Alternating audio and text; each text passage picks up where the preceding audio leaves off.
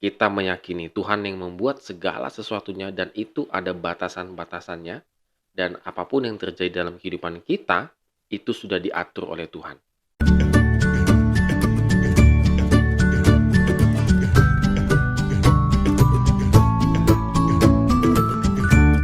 Shalom good readers, puji Tuhan hari ini kita boleh kembali merenungkan firman Tuhan dan melakukan segala aktivitas kita. Itu semua karena berkat daripada Tuhan sendiri dan anugerahnya. Dan kita akan kembali melanjutkan di Mazmur pasal 74. Tetap semangat juga ya untuk membaca firman Tuhan.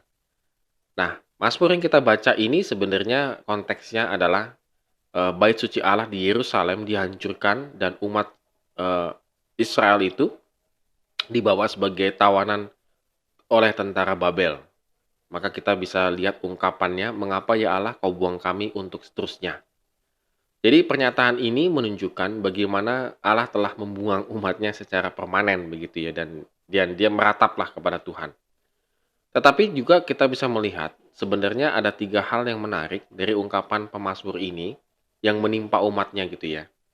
Apa yang dia bisa ambil ketika ambil hikmahnya gitu ya ketika terjadilah pembuangan ini.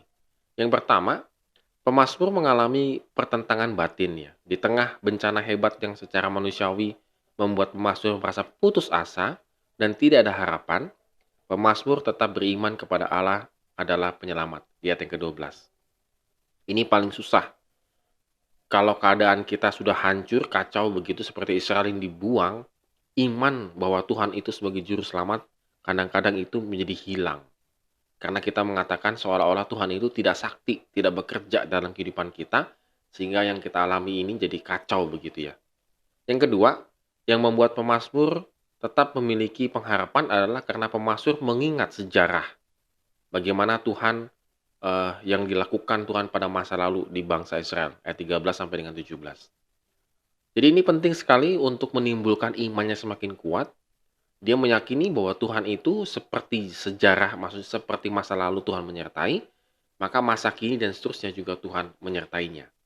Dan ketiga, pemazmur memohon agar Allah mengingat dan menolong umatnya berdasarkan perjanjian antara Allah dan umat Tuhan. Ayat 18 sampai dengan yang ke-23.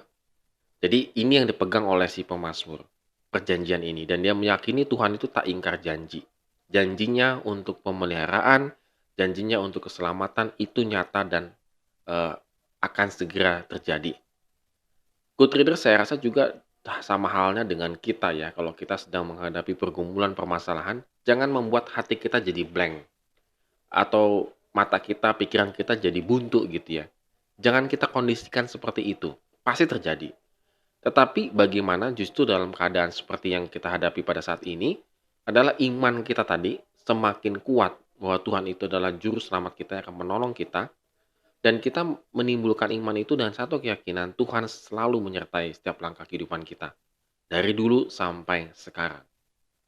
Dan kita yakin bahwa Tuhan itu janji-janji yang dia ucapkan itu akan ditepati tepat pada waktunya.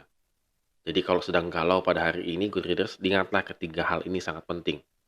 Di ayat yang ke-17 sangat menarik dan bagus. Engkaulah yang menetapkan segala batas bumi.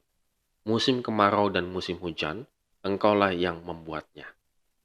Kita meyakini Tuhan yang membuat segala sesuatunya dan itu ada batasan-batasannya. Dan apapun yang terjadi dalam kehidupan kita, itu sudah diatur oleh Tuhan. Bagaimana kita akan bisa menyelesaikan setiap persoalan kehidupan kita, kita yakini Tuhan itu sudah atur sedemikian rupa. Sehingga kita ujung-ujungnya adalah tetap memuliakan nama Tuhan. Amin. Kiranya Tuhan menyertai kehidupan kita hari ini.